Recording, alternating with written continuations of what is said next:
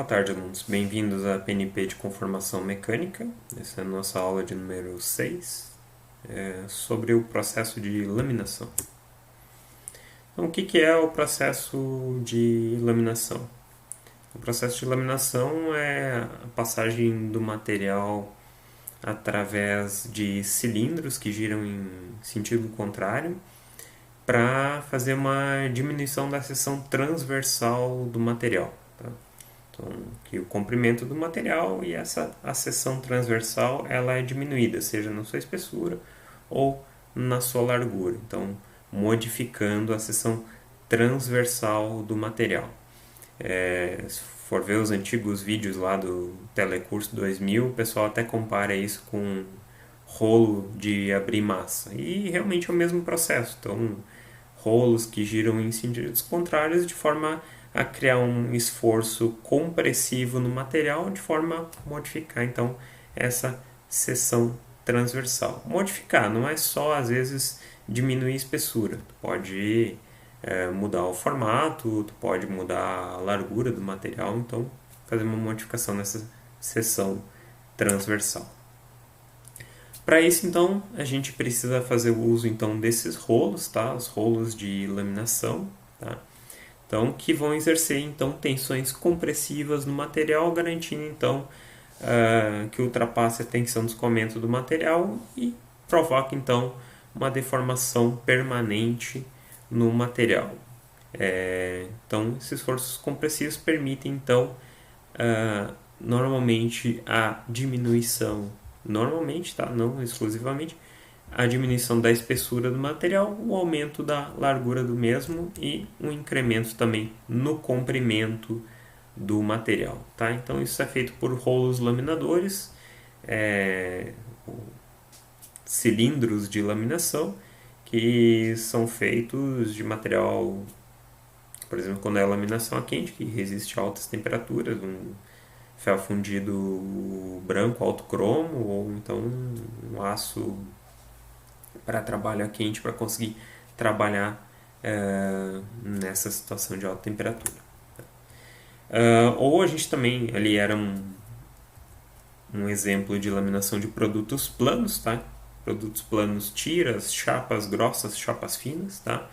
E aqui um exemplo de laminação de produtos não planos ou produtos longos, que seriam barra sextavada, barra redonda, perfil OH, perfil I, trilhos de trem, então seriam processos de laminação de produtos não planos. Tá? Também existe a produção de tubos sem costuras, tá? Através desse processo, principalmente tubo para oleoduto e gasoduto. E um processo bem interessante é que os cilindros giram com uma certa angulação e isso cria uma movimentação para frente do material. Isso tende a levar o material para frente e também fazer o material que está sendo laminado girar. Tá? Girar ao longo desse eixo aqui. E se usa então um punção para então fazer a abertura desse tubo. Tá? Esse é um processo chamado de processo Mannesmann, patenteado por uma empresa chamada Mannesmann, que tem inclusive uma planta no Brasil, perto da região metropolitana de Belo Horizonte. Um processo bastante interessante para a fabricação de tubos sem costura. Bom, o processo de laminação ele é um processo geralmente aplicado em metais, tá? Grande parte, né? 99,999% aplicado em metais. Ele é um processo bem antigo. Primeiros relatos vêm lá de desenhos do Leonardo da Vinci, do século XVI. E a laminação moderna começou em 1783 com a utilização de motores a vapor, rodas d'água para fazer o acionamento dos cilindros. Como mostra aqui essa imagem, tá? A gente tem todo um sistema. Isso aqui, se eu não me engano, é um museu na Alemanha que mostra o processo de laminação. Isso aqui é um acionamento por roda d'água e tem aqui diversos cilindros de laminação para fabricação de arames, perfis, tá? Então aqui são cilindros sulcados, tá? Para fabricação de perfis, tá? Na época, uma grande quantidade de redução para conseguir ter torque suficiente para conseguir fazer a laminação. Isso aqui já é um layout bastante antigo, vocês podem ver que os laminadores estão colocados lado a lado, e daí era um processo bem trabalhoso que tu tinha que guiar o produto que estava saindo para entrar em outro laminador, tá? Hoje em dia não se faz mais isso na laminação moderna. Normalmente se põe os laminadores de forma sequencial, um atrás do outro. Mas antigamente utilizava muitas vezes esse layout aqui. Até a Gerdau, na década de 80, ela ainda tinha equipamentos desse estilo aqui, em que o operador tinha que guiar o produto para entrar então na cadeira de laminação que estava colocada ao lado da anterior, tá?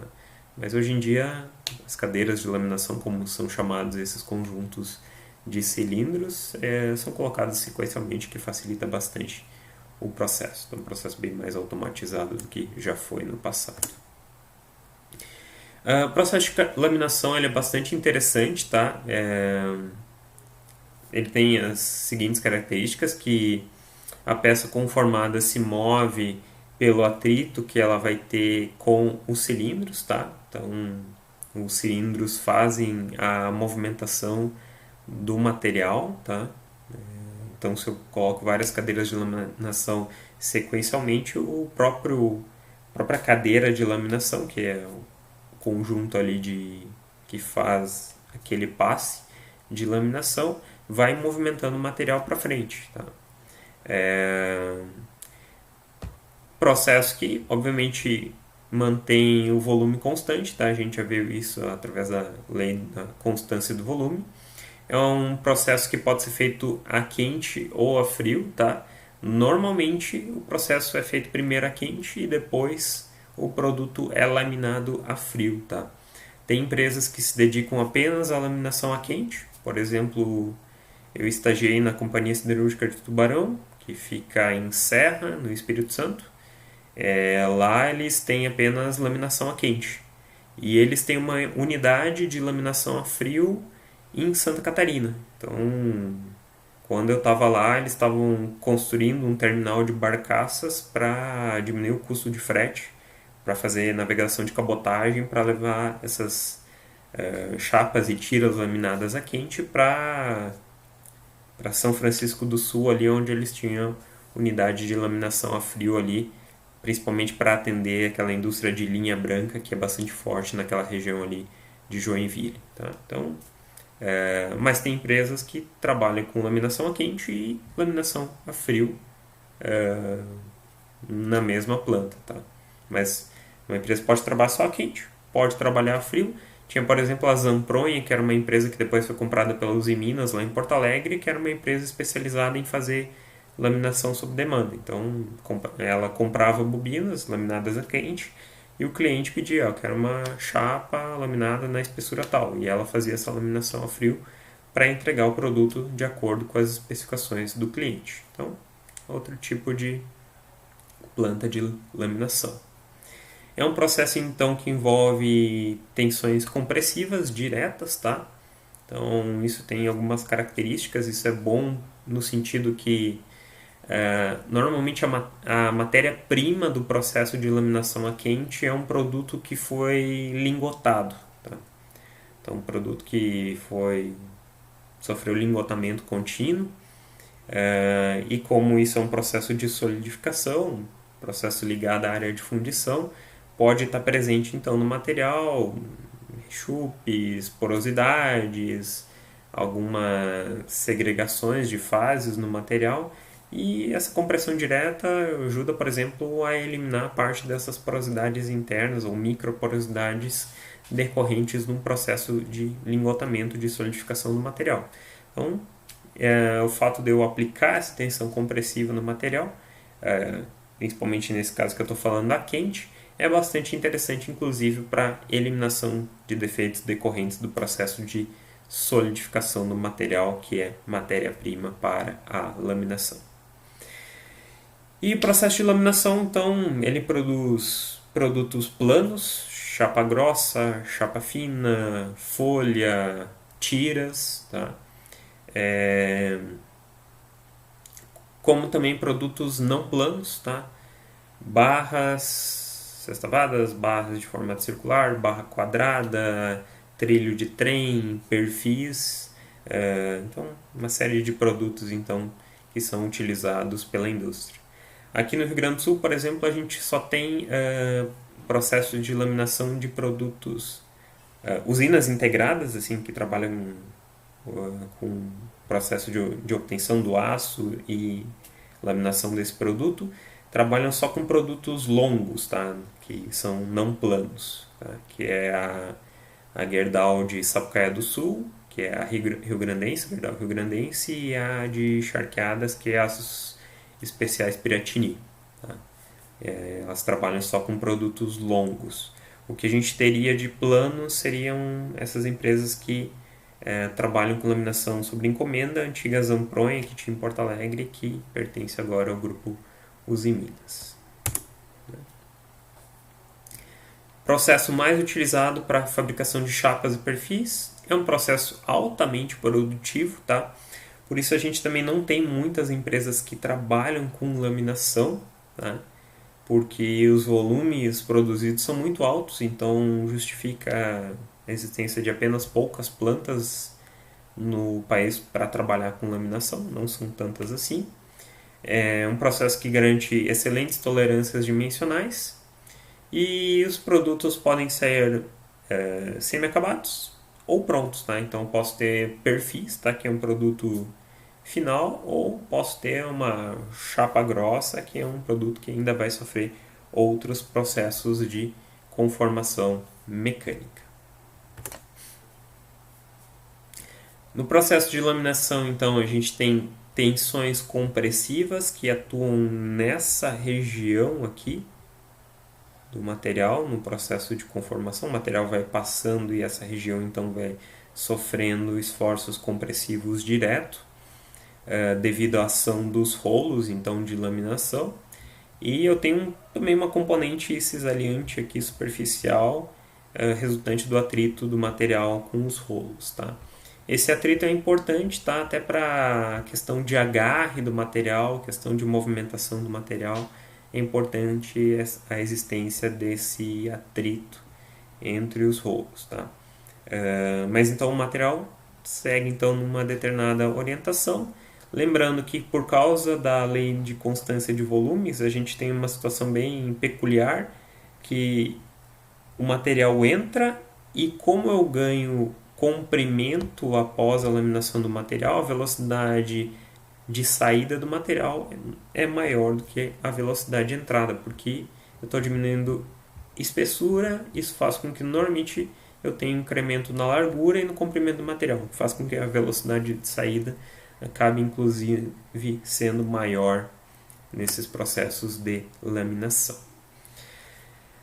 Passa pelos selinos de laminadores, então o material sofre deformação plástica, tá? Então a gente ultrapassa a tensão de escoamento do material, estamos chegando na parte de deformação plástica nele. A espessura do material normalmente ela é reduzida, aumentando então a largura dela e aumentando bastante também o comprimento do material que está sendo laminado. E normalmente esse comprimento ganho no processo de laminação é muito maior do que, por exemplo, um incremento da largura então do material que está sendo laminado. É um processo então muito comum para a fabricação de produtos planos como chapas e tiras e não planos ou longos, que são barras, perfis, tubos sem costura, por exemplo, que é aquele processo Mannesmann. Então são produtos obtidos através da laminação. Para produtos planos, tá? A gente tem uma certa classificação desses produtos.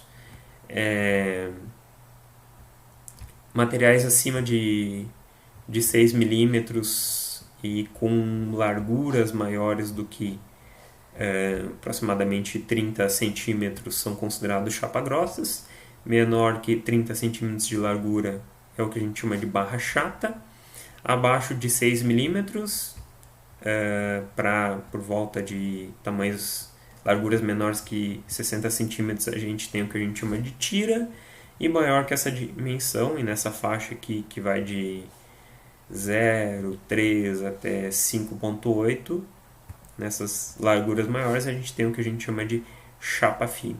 Abaixo disso a gente tem o que a gente chama de folha, que são chapas extremamente finas, tá? Abaixo de 0,3 milímetros, tá? De espessura.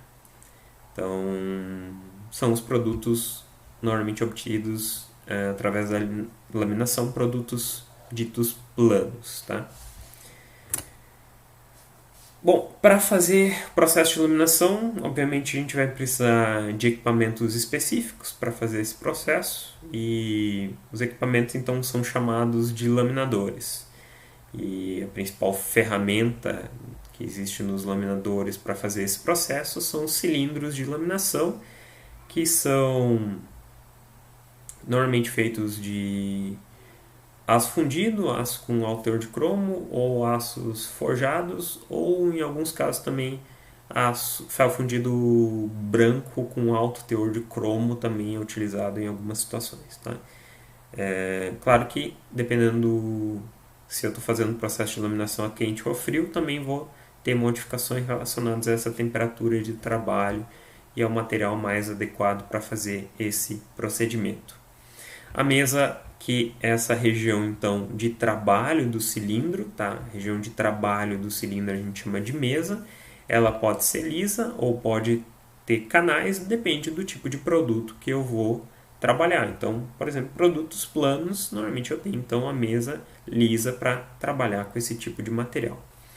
Redução aqui na espessura, eu tenho o que eu chamo de pescoço, tá? Normalmente onde eu vou ter aqui vai estar o pescoço apoiado em mancais, e eu tenho o que eu chamo de trevo, que vai ser para fazer o acoplamento nisso no sistema de transmissão, para fazer a movimentação desses cilindros, tá? E, por exemplo, uma questão importante, quando eu trabalho com material laminado a quente, sempre vai ser um processo onde eu vou ter utilização de jatos d'água para manter controlada a temperatura de operação desses cilindros de laminação, e também para garantir que não exista uma certa soldagem do material na superfície do cilindro, tá? Por causa da alta temperatura, para que por causa do alto coeficiente de difusão e alta temperatura e das tensões compressivas aplicadas, eu não tenho a adesão então da chapa na superfície do cilindro de laminação. Os cilindros então são posicionados no que a gente chama de gaiolas, tá? Que é formado então por um quadro, tá? Que faz a rigidez estrutural para o conjunto mecânico, tá? Onde estão instalados os cilindros, e eu tenho mancais para garantir então o rolamento desses cilindros, tá? Onde aquela região ali do pescoço, que é aquela região ali do estreitamento, ela gira sobre normalmente mancais de bronze, mas na antiguidade inclusive de madeira eram utilizados, tá? Então o quadro então que prende esse sistema, ele tem ele pode ser fechado ou aberto, tá? Tudo isso para segurar o sistema, porque como as tensões compressivas para fazer a laminação são bastante elevadas, consequentemente eu vou ter uma reação também elevada em todo o equipamento, né? E o quadro então vai ter que manter a rigidez do conjunto, né? A estruturação do conjunto. Então esses quadros podem ser fechados ou abertos, onde eu tenho aqui o que eu chamo de chapéu, que é a parte de cima que fecha o quadro, tá? E esse conjunto aqui, tá? O conjunto dos cilindros, dos mancais, do quadro, isso chama o que a gente chama de gaiola de laminação, tá? Esses equipamentos podem ser classificados de diferentes formas, tá? De acordo com o produto que trabalham, de acordo com a distribuição das gaiolas, quantidade de cilindros, formato da mesa. Então a gente vai ver algumas dessas classificações para falar desses equipamentos para laminação. Tá? A gente tem o que a gente chama primeiramente classificação quanto ao produto que é trabalhado. A gente tem nas etapas primárias o que a gente chama de trem desbastadores ou primários, que só trabalham com material a quente, que fazem grandes reduções no material. Trens preparadores, que fazem etapas intermediárias, e trens finos ou trens de acabamento, que é para dar, então, características ao material produzido, como baixa rugosidade, tolerâncias dimensionais, que são as etapas finais no processo de laminação do produto, seja frio ou a quente. Tá? Tem as classificações quanto ao tipo de produtos produzidos, tá? Produtos planos ou não planos ou produtos longos também, utilizado esse termo. Planos, a gente tem chapas grossas, chapas finas e laminadas a quente e chapas finas laminadas a frio, tá? Diferenciação de acordo com a temperatura de processamento do material. E os não planos ou longos, que são perfis, perfil H, perfil Y, barras de seção quadrada, sextavada, longo, tubos. Então esses materiais também são produzidos através de processo de laminação. Tem também a classificação com relação ao posicionamento das gaiolas. Tá? A gaiola é aquele conjunto então dos cilindros de laminação, do quadro, formando então uma unidade do equipamento. E antigamente, aquela foto antiga que eu mostrei, aquilo lá era um tipo de trem, que a gente chama um conjunto de gaiolas de trem, do tipo aberto ou zigue-zague, que o material sai e o operador então tem que reguiar o material para entrar no próximo conjunto de cilindros laminadores, que normalmente está ao lado da gaiola pelo qual o material passou. Tem os que a gente chama de trens contínuos, que são sequenciais, ou semi-contínuos, que é uma mistura dos dois tipos de posicionamento das gaiolas. Então, o que seria um trem aberto ou zigue-zague? Então, a gaiola é colocada uma ao lado da outra, tá? Pode ter o mesmo motor fazendo... e, na verdade, tem o mesmo motor fazendo o acionamento dos cilindros de laminação.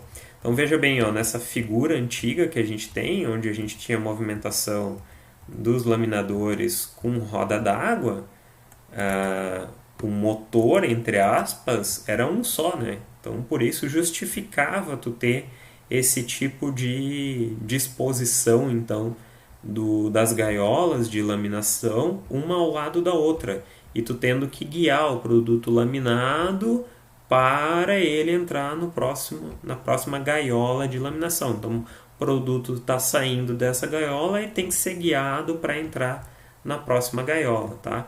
Mas qual é a vantagem desse processo? Que eu tenho um único conjunto de acionamento de todas essas gaiolas, tá?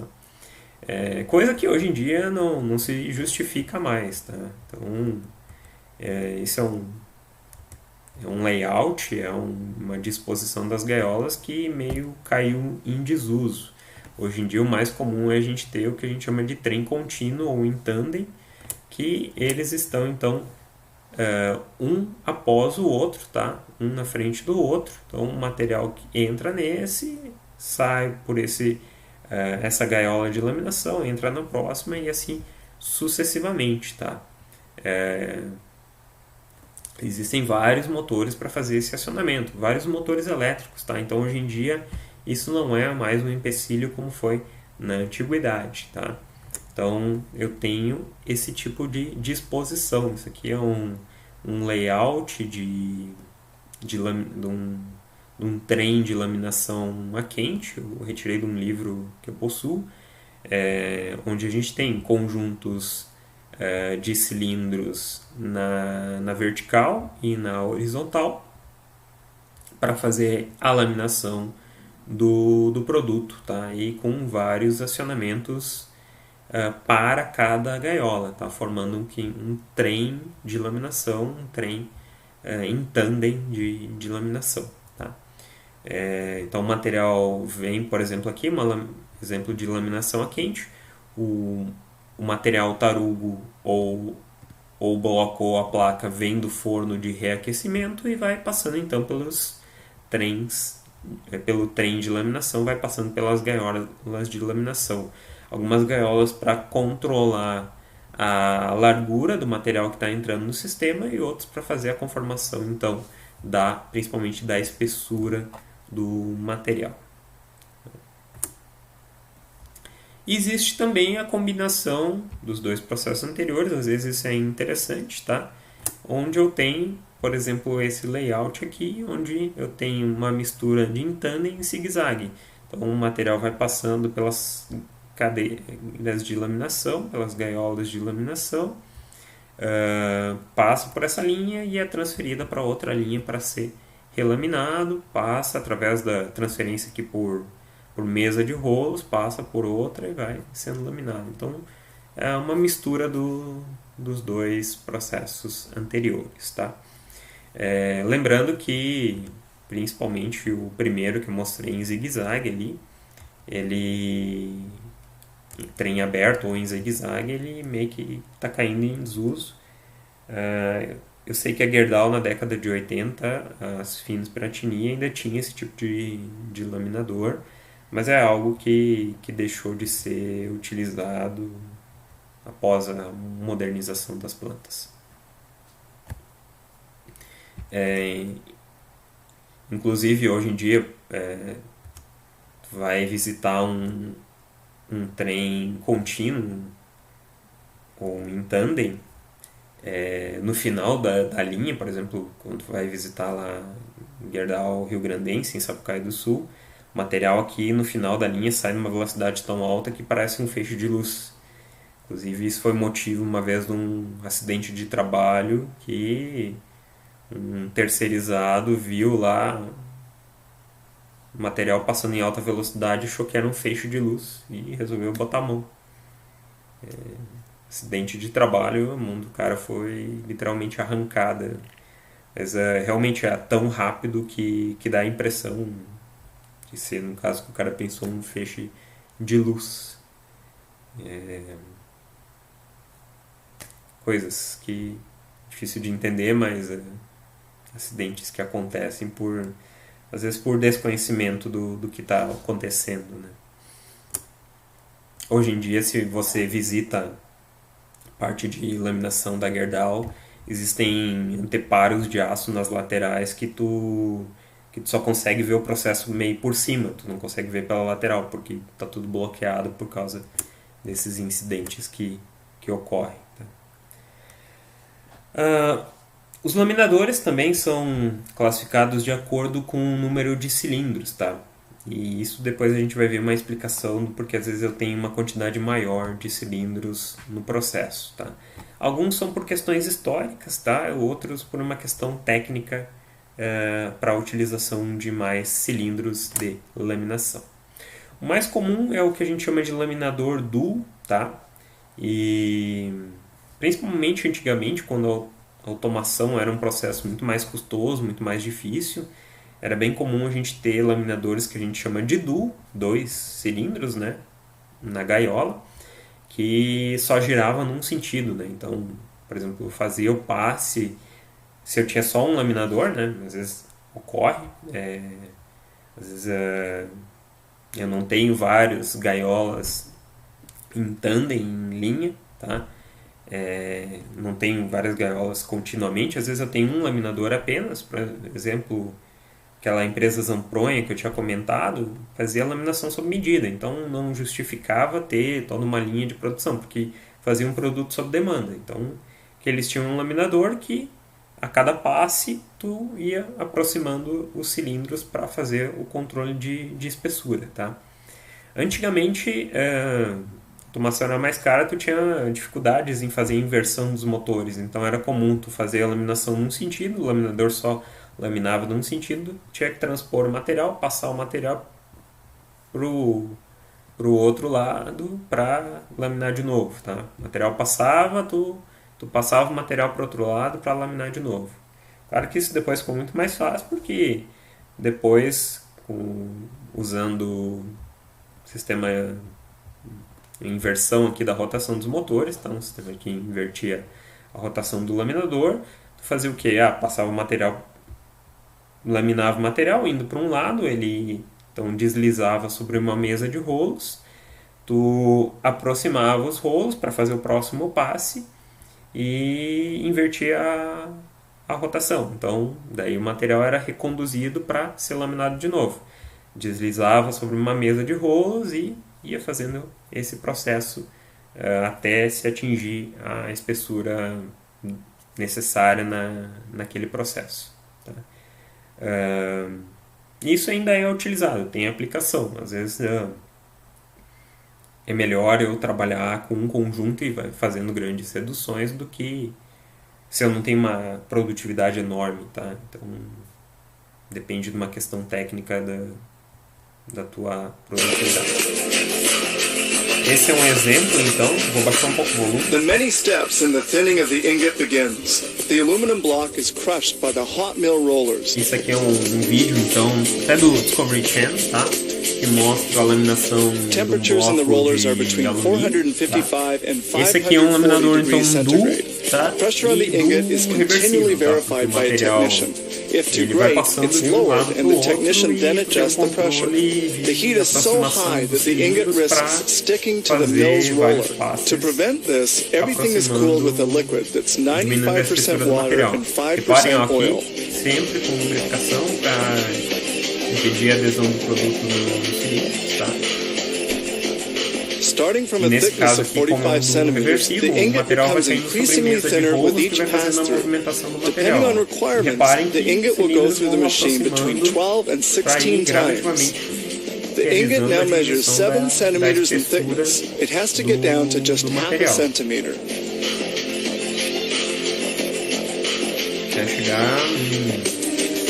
At this stage, the ingot is 5 centimeters thick and measures a little over 9 meters in length. This conveyor transports the plate during its milling stages. Nesse estágio, né? Claro que se eu quiser diminuir ainda mais a espessura do material, posso ter passos sequenciais para diminuir ainda mais a espessura. The ingot has now become a 5 millimeter thick sheet. It is sufficiently thin to proceed to spooling, where it spools onto itself before being sent to the cold rolling mill, where its thickness will be reduced. Através desse processo. Essa chapa grossa poderia ser desbobinada e passar por novos passes de laminação para ter a sua espessura reduzida. Aqui eu tenho outros tipos de laminadores, com uma quantidade maior de cilindros, tá? Laminador trio, como é que é esse laminador? O material passa num sentido, tá?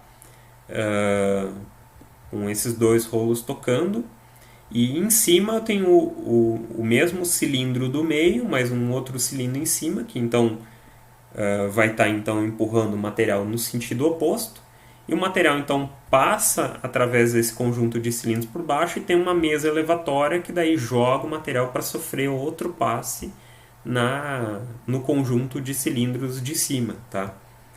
Então, um processo que eu particularmente nunca vi ao vivo, tá? Mas vem em vídeos um pouco mais antigos, assim, a utilização desse tipo de laminador, tá?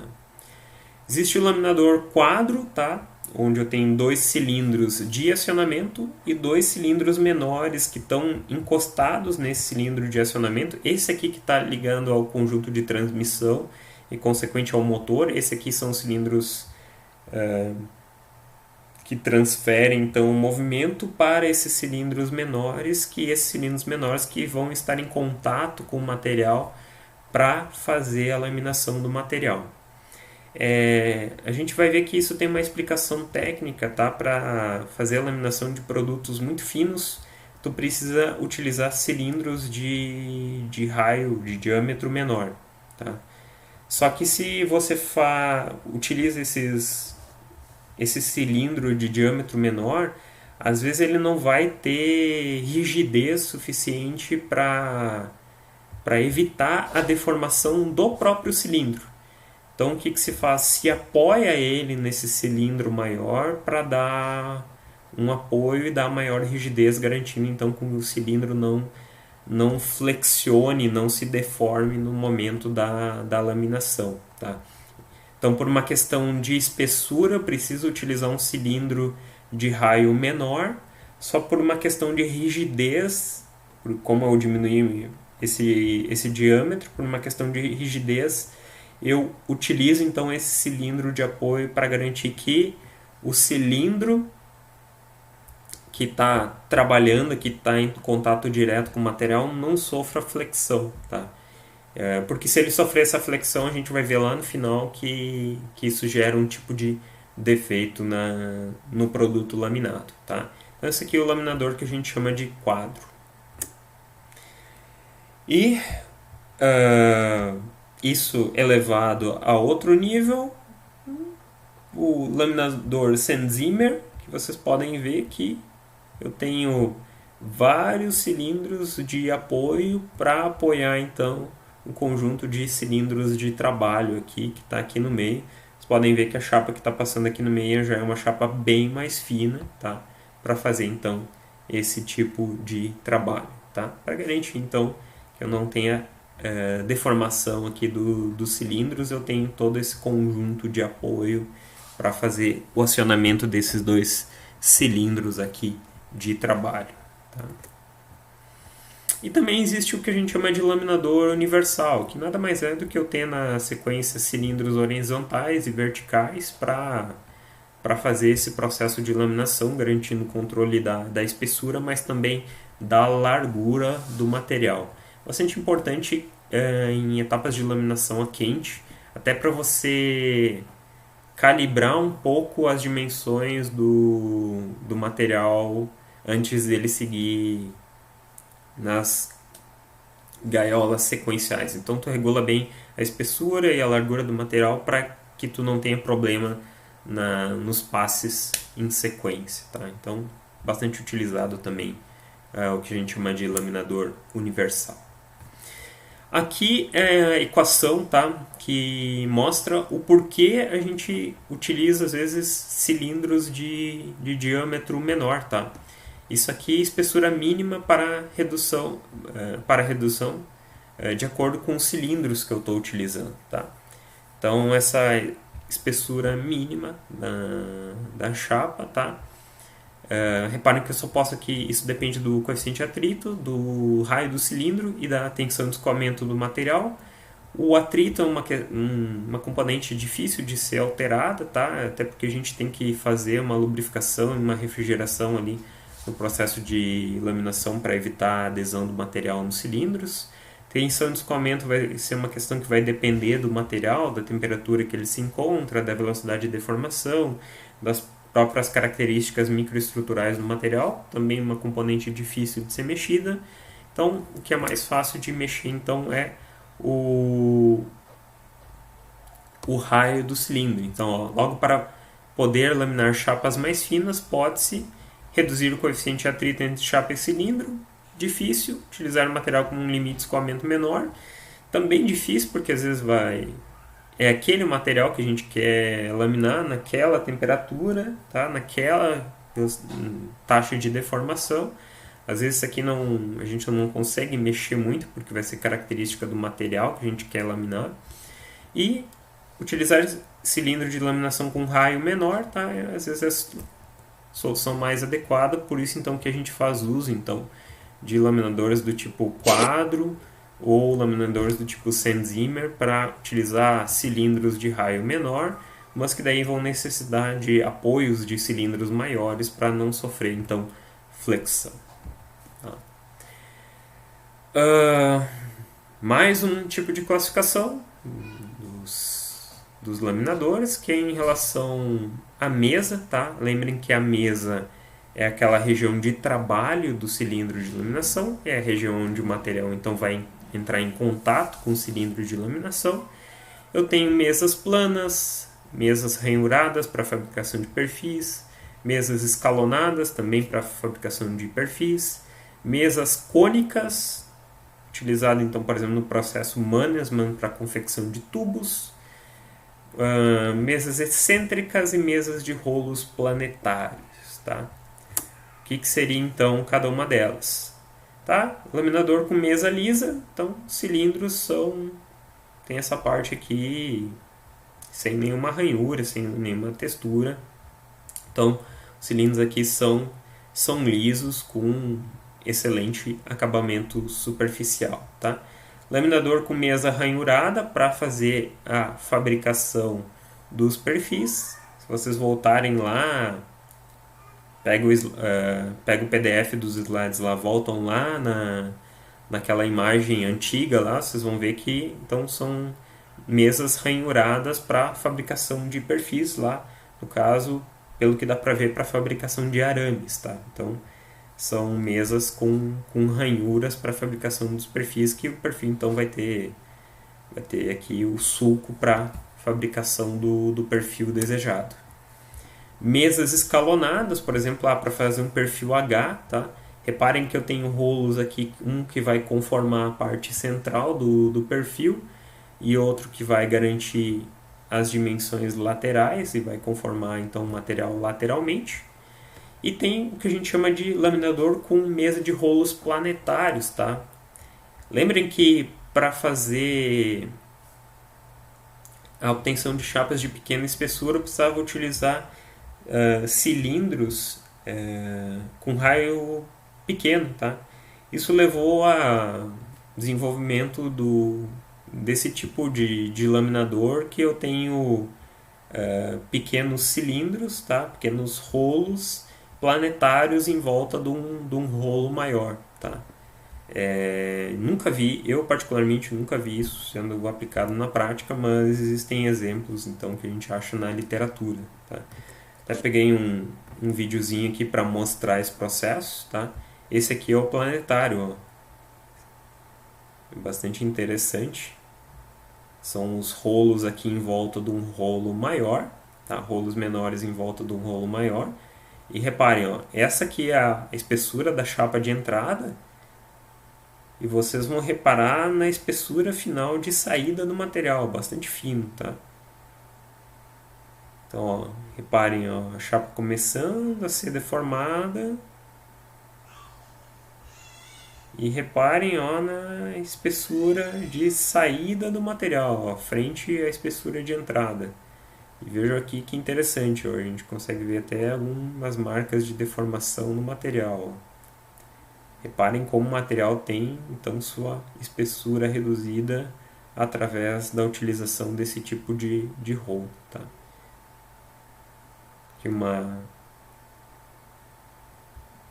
filmagem com uma taxa de quadros ainda mais elevada, ó, reparem, ó, passa o rolo planetário para fazer então a laminação do material e ó, reparem na espessura de entrada e na espessura de saída aqui do material com a utilização desses rolos planetários. Bastante interessante, tá? Mas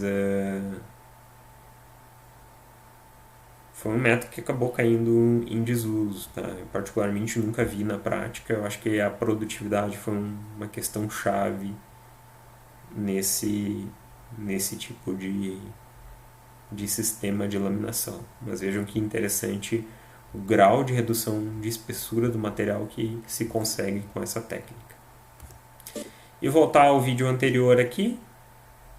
Então esse é um vídeo mostrando a fabricação de um perfil, tá?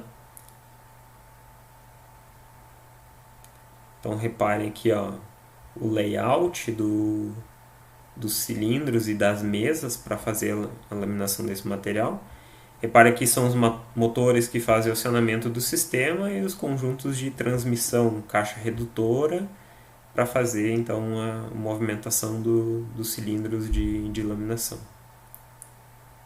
E hoje em dia, claro, com automação mais simples, né, muito mais fácil de ser feita, inclusive são sistemas reversíveis, né, que a gente consegue fazer o material ir e vir só controlando o sentido de rotação do laminador. Então aqui exemplo, tá, de laminador com mesa escalonada para fazer a fabricação de perfis.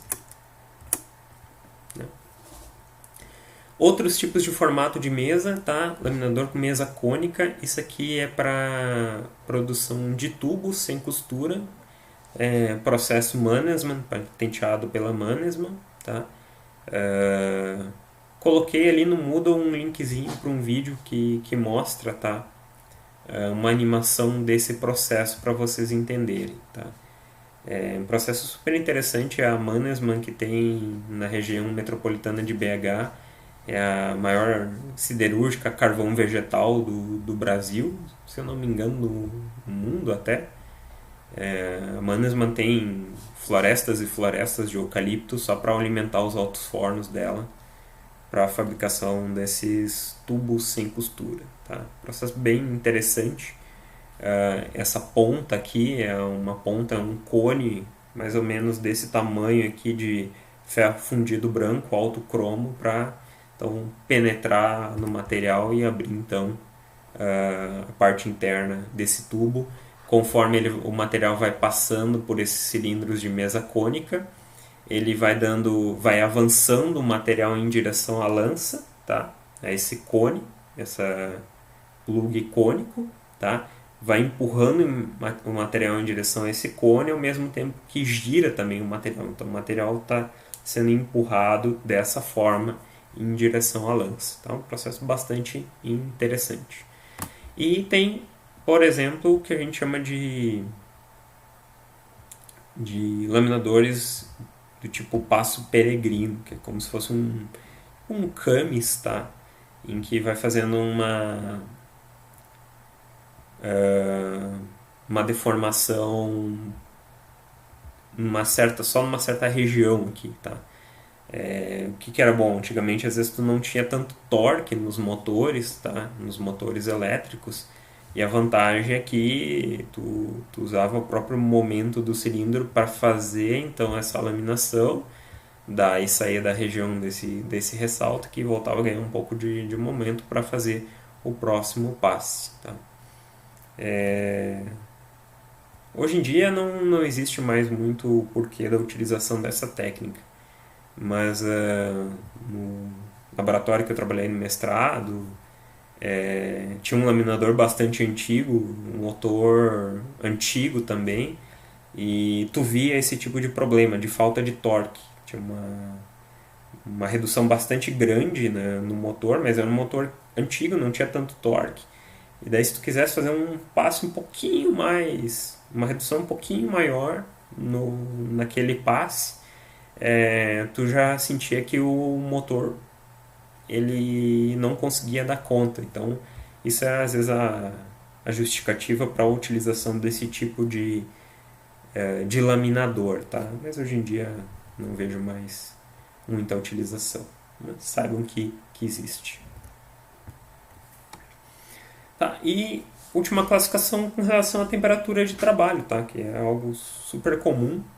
O normal é a gente fazer laminação a quente e depois fazer laminação a frio, tá? Existe demanda para produtos apenas laminados a quente, e existe demanda para produtos laminados a quente e na sequência laminados a frio, tá?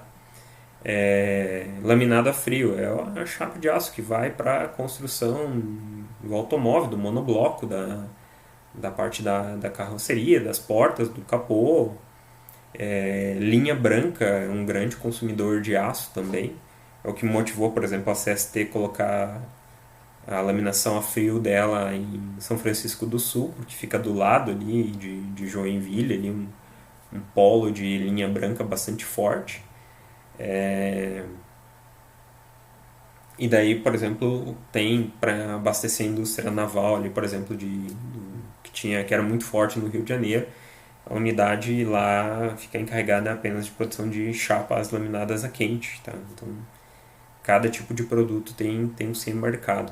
Mas na laminação, normalmente a gente faz as grandes reduções por laminação a quente e depois faz laminação a frio para dar ao material um determinado grau de encruamento, melhorar o acabamento superficial do material, trabalhar com tolerâncias mais rígidas, tá? Então, normalmente na laminação a gente faz a sequência de laminação a quente e posteriormente uma laminação a frio. Laminação a quente, principal característica, normalmente muito utilizada então nas etapas iniciais, que a gente chama de preparação ou desbaste, tá? Embora esse desbaste às vezes não tenha remoção de material, tá? Mas é para ajustar o formato inicial do material que vai ser laminado. Permite então grandes deformações, então um trabalho a quente faz com que a gente diminua a tensão de escoamento do material e aumente bastante a dutilidade dele, então fazendo esse trabalho a quente, o que permite então com que a gente faça grandes deformações e tenha grandes mudanças nas dimensões dos produtos, tá? Consiga obter geometrias complexas trabalhando a quente, por exemplo, para obtenção de perfis, e faz com que a gente produza produtos normalmente semi-acabados, tá? Então, vantagens do processo a quente, tá? A microestrutura do material é refinada, melhora a tenacidade. Normalmente a matéria-prima vem num processo de lingotamento do material, principalmente lingotamento contínuo hoje em dia. E o processo de solidificação acaba deixando no material porosidades, microporosidades, segregações. O processo de laminação a quente ajuda a promover uma grande redução nesses defeitos, tá?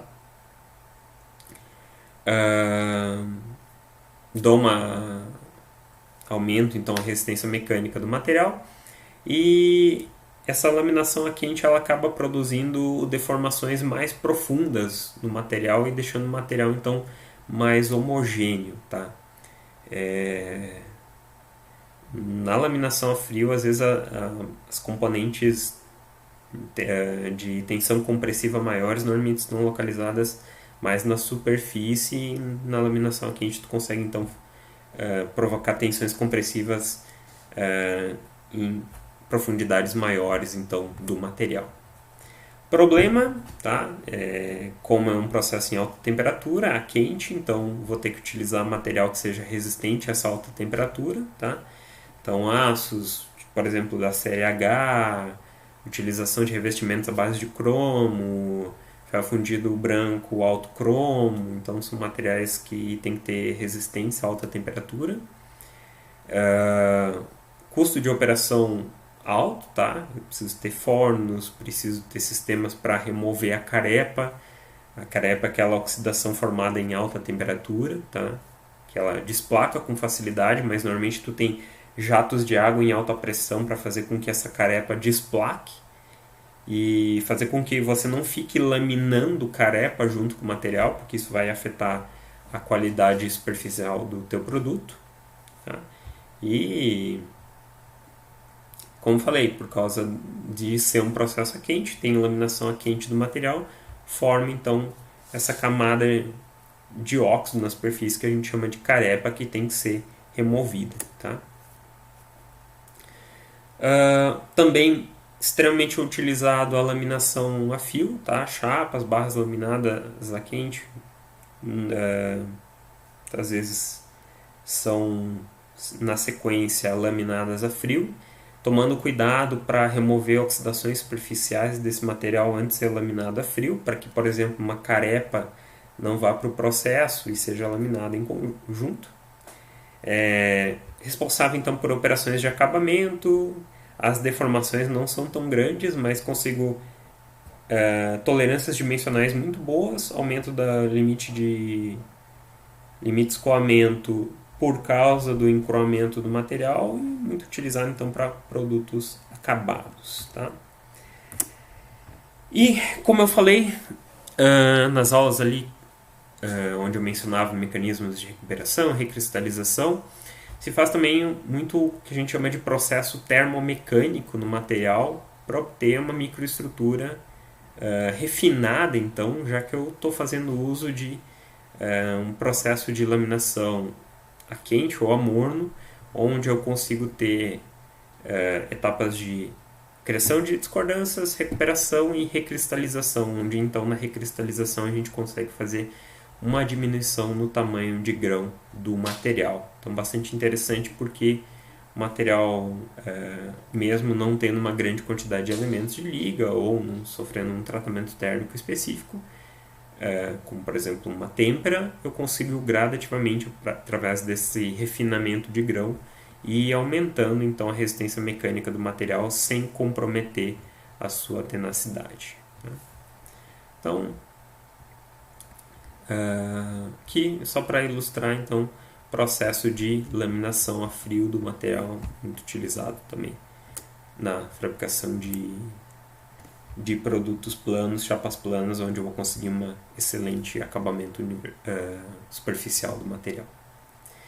Então aqui imagens de laminação de produtos planos, tá? Essa aqui, por exemplo, é uma placa que ela vem do processo de lingotamento contínuo, tá? A placa aqui está sendo cortada para, na sequência, ir para um forno de reaquecimento, ter uma certa homogeneização da sua microestrutura para depois ser laminada quente para fabricação de produtos planos, tá? Então, a partir dessa placa, vocês podem ver que esse tipo de material ele é obtido, tá? Um material com comprimento maior e largura também maior a partir desse material original que foi a placa lingotada ou o bloco lingotado. Processo de laminação de perfis, por exemplo, aqui um perfil, esse aqui eu acho que é um perfil I ou um H, está me parecendo que essa aba aqui é um pouquinho menor, mas seja I ou H, tá? Laminação de perfis, tá? Aqui, por exemplo, uma sequência, ó, esse aqui é para produção de trilhos de trem, ó. Reparem que eu preciso de 10 sequências de laminação, 10 passes de laminação para sair de um tarugo, tá? de perfil quadrado, tá? E ir deformando sucessivamente até obter então aquele perfil do trilho de trem. Então vejam a sequência de laminação aqui para obtenção de trilho de trem, tá? Que particularmente o Brasil não produz mais, parou de fabricar um tempo. Hoje em dia, pelo que eu sei, todo o trilho usado no Brasil ainda vem da China, tá? E tem o que a gente chama de laminação, entre aspas, forjamento de perfis a partir de chapas para, por exemplo, fabricação de telhas, tá? Telhas metálicas, corrugados metálicos, tá? Se faz também esses processos de laminação específicos para produção desse tipo de material, né? Ó, laminação de perfis a partir de chapas, perfis dobrados, com diferentes geometrias aqui de perfis, com diferentes aplicações. Que é o exemplo aqui, ó, para fabricação de perfil a partir de chapa. Entra a chapa aqui plana e sucessivamente eu vou dando passes que vão conformando o meu material até obter o perfil desejado. Laminação, por exemplo, para a fabricação de tubos com costura. Então, tem uma tira, tá? De material metálico, ela vai sucessivamente através de laminação sendo dobrada até formar um tubo, onde no final então essa união entre as duas pontas da chapa vai sofrer então uma soldagem, vai receber uma soldagem para eu ter então a fabricação de um tubo, nesse caso de um tubo com costura, tá? Diferente daquele processo Mannesmann, por exemplo, que é para fabricação de tubos sem costura, tá? Só que no Mannesmann normalmente a parede do tubo é bem mais grossa do que nesses processos aqui de fabricação de tubos com costura, tá? Esse aqui então, ó, o exemplo, ó, do processo Mannesmann para fabricação de tubos sem costura, tá? Um processo diferente, patenteado pela Mannesmann, onde o material é de espessura maior, os diâmetros também envolvidos são normalmente maiores, tá?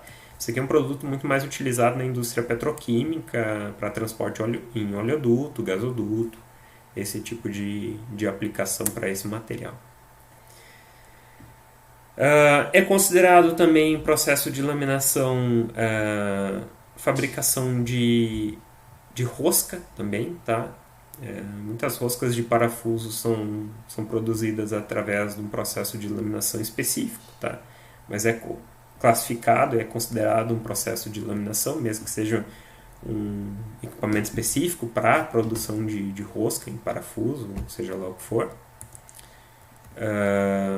Mas é considerado um processo de laminação, tá?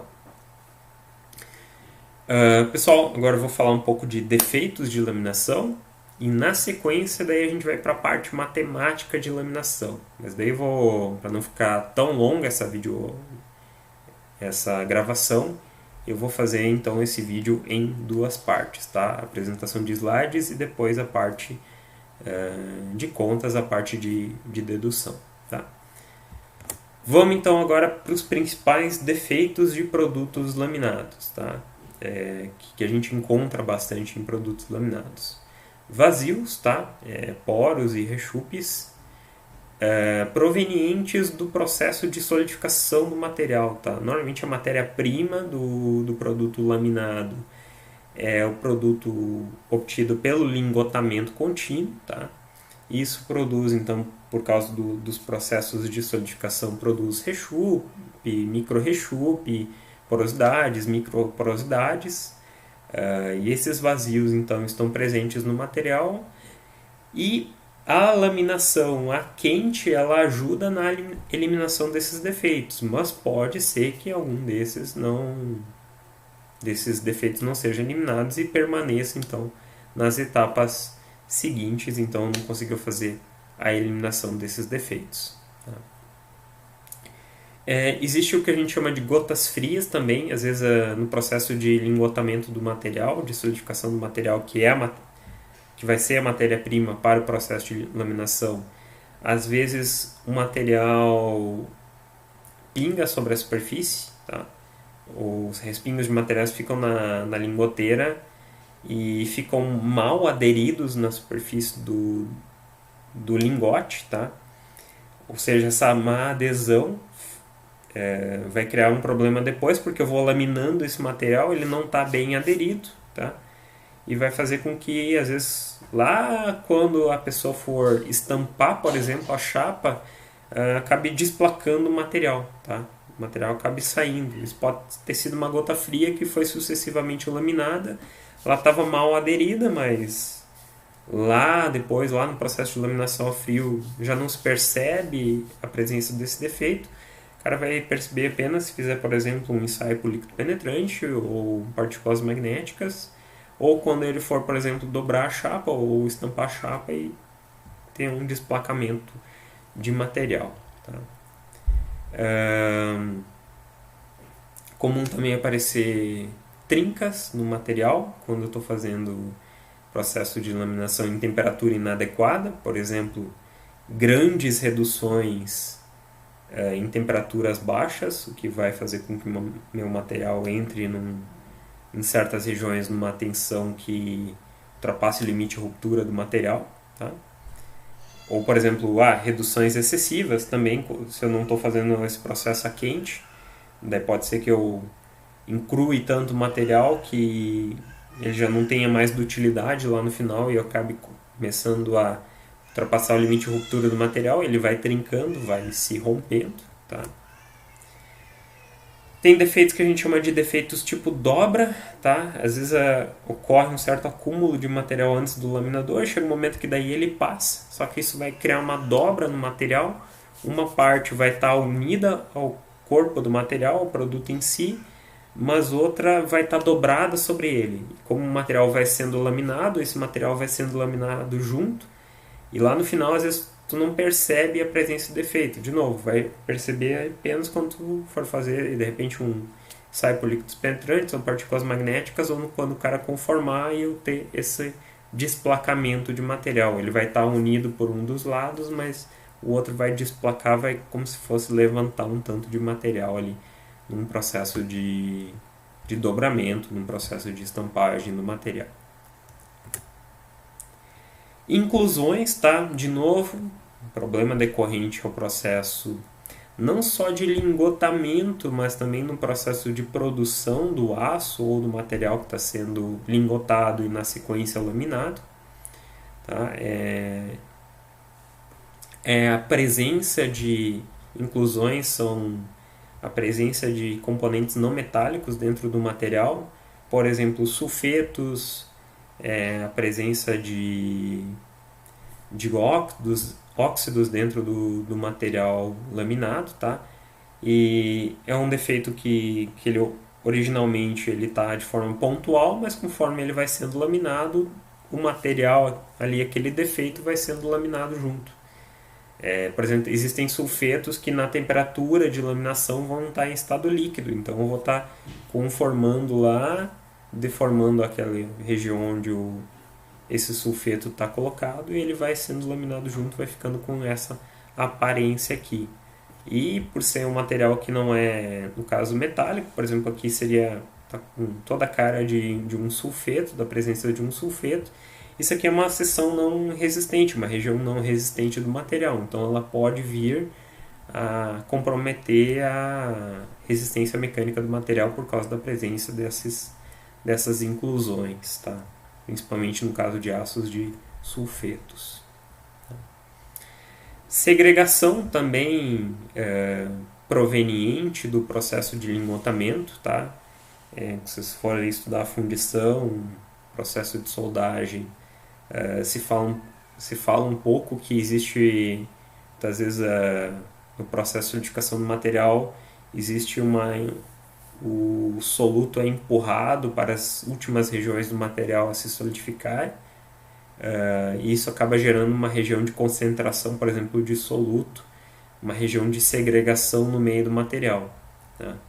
Por isso que é importante, muitas vezes, você fazer o lingotamento do material, deixar ele resfriar e depois reaquecer, mesmo tendo que gastar uma grande quantidade de energia para reaquecer esse material, mas isso faz com que você ajude a diminuir um pouco essas heterogeneidades de composição química no material. Tá? Porque a presença dessas heterogeneidades, dessas segregações, são muito difíceis de você remover totalmente na laminação a quente. Então você tem que buscar eliminar isso até antes do processo de laminação do material. De novo, isso vem do processo de solidificação do material, da produção do lingote, que é a matéria-prima para o processo de lingotamento, de laminação a quente. Outro defeito. Lembram que eu falei então do caso lá da utilização de cilindros finos para conseguir laminar materiais com espessura reduzida? Só que se o cilindro não tiver rigidez, ele vai flexionar. Tá? E o que acontece? Reparem que aqui na periferia do material que está sendo laminado, os cilindros estão mais próximos. Tá? Então aqui eu vou estar realizando uma diminuição maior na espessura do material. Então o que vai acontecer? Aqui o meio da minha chapa, por exemplo, vai estar mais espessa e as bordas vão estar mais finas. Só que lembrem que eu tenho a constância de volume. Tá? Se aqui o material teve uma redução de espessura, significa que eu aumentei mais o comprimento do material aqui nessa região do que comparado ao meio do material. Então, o comprimento das bordas aqui é maior do que o comprimento do material no meio. E a única forma do material, então, que o material tende a acomodar isso é franzindo, então, as bordas do material. Então, tu vai pegar uma chapa laminada, as bordas do material estão onduladas, tá? Tá com uma certa ondulação. E se tu for medir a espessura da chapa, na periferia é um pouco mais fino do que na parte central. Tá? Isso foi por causa da falta de rigidez dos cilindros. O que eu teria que fazer? Teria que apoiar ou buscar utilizar, se possível, cilindros mais grossos ou mais resistentes, ou então utilizar cilindros de apoio a esse cilindro aqui de trabalho. Usar um laminador quadro ou um Sennheimer, então, para fazer esse processo de laminação. Tá? E essa parte aqui, onde está ilustração aqui mostrando os raios, altura inicial, altura de saída do processo. Isso aqui eu vou utilizar então na parte de dedução, então, que eu vou gravar em um segundo vídeo para esse aqui não ficar tão pesado. Então, essa parte aqui da laminação eu termino por aqui. Seguimos depois então com a parte de dedução. Tá? Até!